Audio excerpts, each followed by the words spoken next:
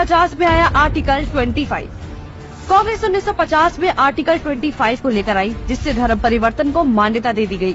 और सबसे ज्यादा किसका धर्म परिवर्तन हुआ ये सब जानते हैं, लेकिन ये तो सिर्फ शुरुआत थी। नेहरू 1950 में आर्टिकल 28 लेकर आए और हिंदुओं से धार्मिक शिक्षा का हक छीन लिया। लेकिन आर्टिकल 30 के तहत अल्पसंख्यक अपनी धार्मिक शिक्षा दे सकते हैं।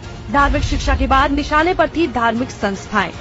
1951 में HRCE एक्ट, 1951 में Hindu religious and charitable endowment act लेकर आए।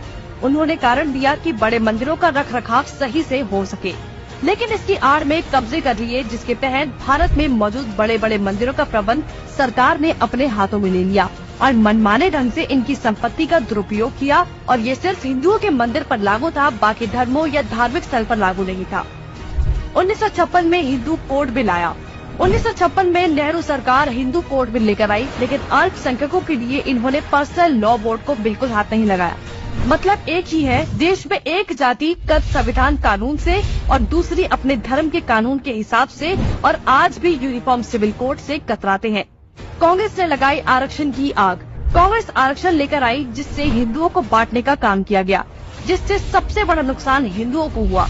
आरक्षण की देश में जरूरत थी, लेकिन मक्कार कांग्रेसी इस योजना को 10 साल लागू करने की बजाय इसे बढ़ाते चले गए और न ही इससे लोगों को सशक्त बना पाए, जबकि लोगों को इसकी लत लगा दी गई। इंदिरा का कार्यकाल।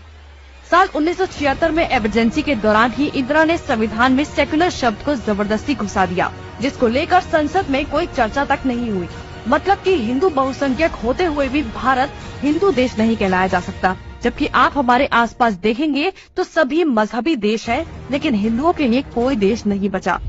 इसके बाद हिंदुओं के कानूनी अधिकार और इतिहास निशाने पर थे।